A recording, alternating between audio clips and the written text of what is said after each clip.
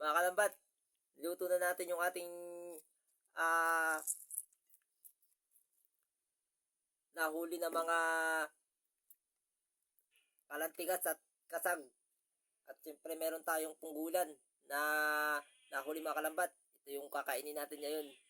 So masarap kumain pagka huli mo yung kakainin mo mga kalambat.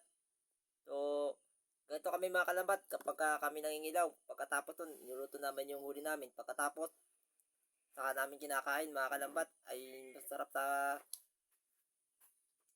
pakaramdam pagka ano, kahuli pa lamang ng niluluto mo tapos sarap kainin mga kalambat. So ayun mga kalambat, sana nag-enjoy kayo din sa amin. Maraming po salamat mga kalambat. So hanggang dito na tayo. Maraming po salamat. Kain tayo mga kalambat.